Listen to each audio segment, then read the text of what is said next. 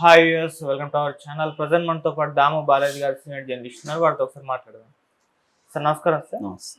Sir Nara Bhuvaneswari గారు నిన్న ఒక కార్యక్రమంలో మాట్లాడుతూ ఇంకా మాకు బెదిరింపు కాల్స్ వస్తున్నాయి, మాకు ఇంకా ప్రమాదం పొంచి ఉంది అన్న సెన్స్లో ఒక కామెంట్ చేయడం జరిగింది. సార్ ఇప్పుడు దీనిపైన చర్చ జరుగుతుంది. అంటే చంద్రబాబు నాయుడు గారు ఆయన ఇప్పుడు ముఖ్యమంత్రి, అటువంటి ముఖ్యమంత్రి ఫ్యామిలీకి ఇప్పుడు బెదిరింపు కాల్స్ రావడం ఏంటి అని చెప్పేసి మరి నారా భువనేశ్వరి గారు మాట్లాడిన మాటలు అర్థం ఏంటి, దానికి సంబంధించి ఎవరు బెదిరింపు కాల్స్ చేస్తున్నారు, మరి దీన్ని ఏ విధంగా చూడాలి సార్?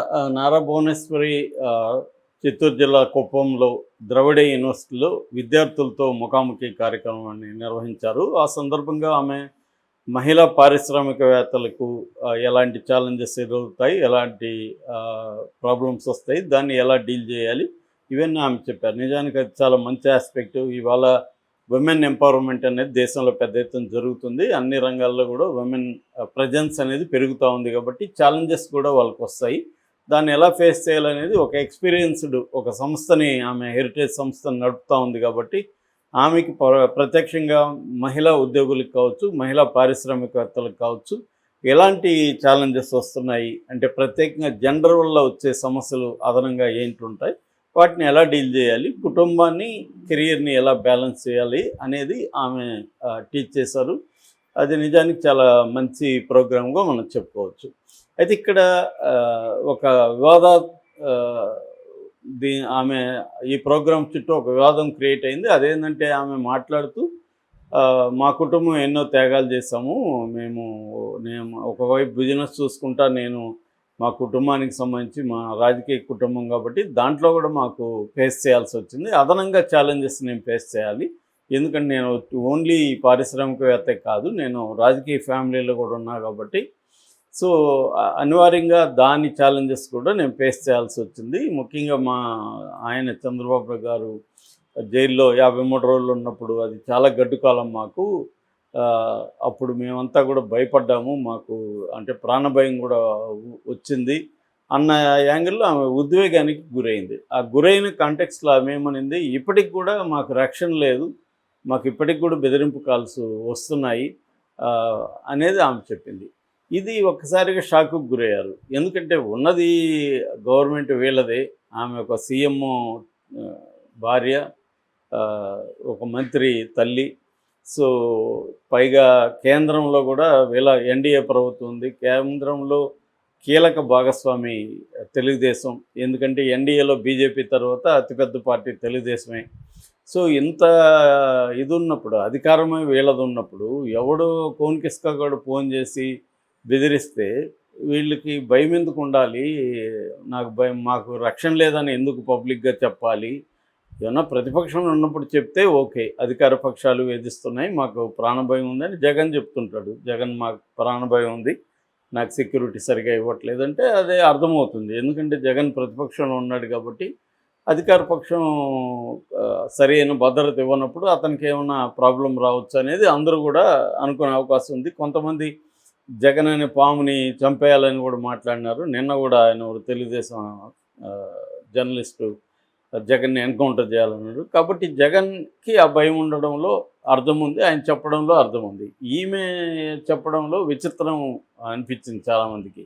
అంటే నిజంగానే ఉందా, థ్రెట్ ఉందా? థ్రెట్ ఉంటే మరి ఎందుకు సీరియస్గా యాక్ట్ చేయట్లేదు? చంద్రబాబు వీళ్ళ ప్రభుత్వం ఉంది కాబట్టి ఇవాళ ఫోన్ కాల్స్ వస్తే ట్రేస్ చేయడం పెద్ద విషయం కాదు, ట్రేస్ చేసి పోలీసులు పట్టుకోవచ్చు. మరి ఎందుకు పట్టుకోవట్లేదు? ఇది ఇప్పటి వరకు ఎక్కడ కూడా ఈ 17 నెలల పరిపాలనలో ఎప్పుడు ఎవరు కూడా ఈ విషయాన్ని చెప్పలేదు. మరి ఈమె ఎందుకు చెప్పింది అనేది ఇప్పుడు అందరికి కూడా అదొక ఛాలెంజింగ్గా మారింది. సో అంటే ఆమె ఆవేశంలో, ఆ టెన్షన్లో చెప్తున్నప్పుడు ఇప్పటికి కూడా మేము ఒక రకమైన అంటే పాస్ట్లో ఉండే ఒక ట్రామా అంటాం, మనకు అతిపెద్ద ప్రమాదం జరిగినప్పుడు ఒక్కొక్కసారి ఆ ట్రామా మనల్ని వెంటాడుతూ ఉంటుంది. చిన్న సంఘటనలో కూడా అది వెంటాడితే చాలామంది దాని నుంచి బయటికి రాలేదు. దాన్ని PTSD అంటారు, పోస్ట్ ట్రామాటిక్ స్ట్రెస్ డిజార్డర్ అని సైకాలజీలో దానికి ఒక మెంటల్ డిజార్డర్కి ఒక పేరు కూడా ఉంది. సో ఈమెకు కూడా అటువంటి ట్రామా కావచ్చు. ఎందుకంటే భర్త జైలుకి వెళ్ళిపోవడం, కొడుకు ఢిల్లీలో కూర్చోవాల్సి రావడం, ఇక్కడ ప్రజల్లోకి తాను తిరగాల్సి రావడం, ఇదంతా ఆమెకి చాలా ట్రామటిక్గా ఉండొచ్చు. ఒక ఒక భయంకరమైన ఒక మానసికంగా వేదన కలిగించే అంశాలు కావచ్చు. ఎందుకంటే 73 వయసులో ఆయన వెళ్ళి జైల్లో 53 రోజులు కూర్చోవాల్సి రావడం, ఈమె అన్నీ ఆయన అవసరాలన్నీ దగ్గరుండి చూసుకునేది. అలాంటిది ఇప్పుడు సడన్‌గా ఆయన జైలుకి వెళ్ళడం అనేది ఎవరు కూడా ఊహించలేని ఒక పెద్ద దెబ్బ. ఆ ఫ్యామిలీగా మనం చూసుకున్నప్పుడు అది చాలా పెద్ద ఇదిగా ఉంటుంది. సో, ఆ కాంటెక్స్‌లో ఆ ట్రామాటిక్ దీంట్లో నుంచి ఆమె చెప్పిందా? లేకపోతే ఇప్పటికి కూడా నిజంగా ఆమె చెప్పినట్టుగా ఇప్పటికి కూడా థ్రెట్ ఉందా? థ్రెట్ ఉంటే మరి ఎందుకు గమ్మునుండారు? అనేది ఇప్పుడు పెద్ద ప్రశ్న. దీన్ని ఆమె ఏమీ క్లారిఫై చేయలేదు తర్వాత. అయితే దీని మీద బాగా చర్చ అయితే జరుగుతుంది.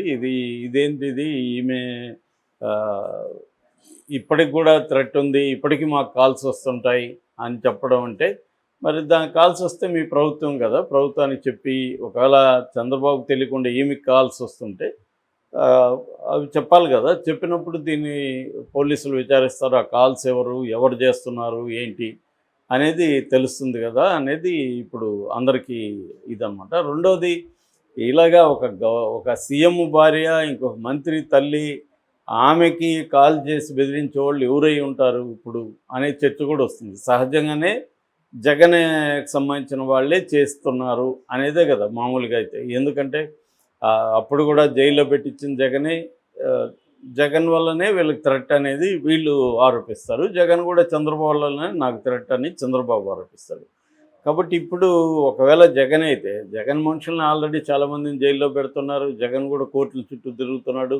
మరి అలాంటి పరిస్థితిలో ఉండే వైసీపీ నాయకులు కావచ్చు, వైసీపీ అభిమానులు కావచ్చు బెదిరించే అవకాశం ఉందా?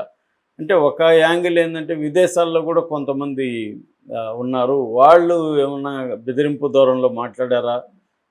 అనేది కూడా అవసరం. ఎందుకంటే గతంలో కూడా ఈమెను టార్గెట్ చేసి చివరికి అసెంబ్లీలో కూడా వచ్చింది. బయట కూడా వల్లభనేని వంశీ లాంటి వాళ్ళు టార్గెట్ చేసి ఈమెను మాట్లాడారు.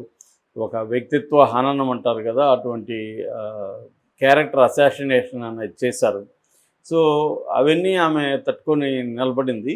సో, ఆ కాంటెక్స్‌లో నుంచి, ఆ ట్రామాటిక్ ఎక్స్‌పీరియన్స్‌లోంచి ఇలా మాట్లాడితే మనం అర్థం చేసుకోవచ్చు. కానీ ఇప్పుడు కూడా ఉందని ఆమె క్లియర్‌గా అనుకుంటా ఉంటే మాత్రం అది ఖచ్చితంగా వివాదాస్పదమే.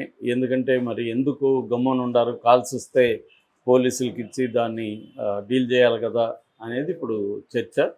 కానీ ఆమె గాని, లోకేష్ గాని, చంద్రబాబు దీని మీద ఏం మాట్లాడట్లేదు. ఇదేమన్నా వైరల్ అయినాక కొంత ఇప్పుడైతే సోషల్ మీడియాలో అందరూ ఇదే డిస్కస్ చేసుకుంటున్నారు. ఇదేంటి విడ్డూరం, గవర్నమెంట్లో ఉన్న వాళ్ళకి కాల్స్ వస్తుంటే వాళ్ళే భయపడుతుంటే ఇంక మామూలు వాళ్ళ పరిస్థితి ఏంటి? అంటే ఇదేమవుతుందంటే ఆంధ్ర రాష్ట్రంలో శాంతి భద్రతల ఇష్యూ చర్చకు కూడా వస్తుంది. ఒక సీఎం భార్యకి ఇంకొక మంత్రి తల్లికే రక్షణ లేకపోతే మామూలు వాళ్ళ మహిళల పరిస్థితి ఏంటి? ఆమె చెప్పదలుచుకున్న ఇదేమో అక్కడ మహిళల సాధికారికత మీద ఆమె మాట్లాడుతుంది. మహిళా పారిశ్రామికవేత్తలు ఎలా పనిచేయాలో చెప్తుంది. మరోవైపేమో తనకే రక్షణ లేదని చెప్తుంది. సో, తనకే రక్షణ లేనప్పుడు మరి రేపొద్దున ఈ మహిళా పారిశ్రామికవేత్తల పరిస్థితి ఏంటి అన్న చర్చ కూడా వస్తుంది. ఏదేమైనా ఆమె దీన్ని క్లారిఫై చేయాల్సి ఉంది. అంటే నేను ఒక ట్రామాటిక్ ఎక్స్‌పీరియన్స్‌లోంచి మాట్లాడానని చెప్పాలి. లేదంటే క్లియర్‌గా నేను దీని మీద చర్య తీసుకోబోతున్నాను. ఫోన్ నంబర్లు ఇవన్నీ కూడా ప్రభుత్వానికి ఇస్తాను, హోంమంత్రికి ఇస్తాను అని చెప్పొచ్చు. మరి ఏం జరుగుతుందో చూడాలి. Okay sir. Thank you so much sir.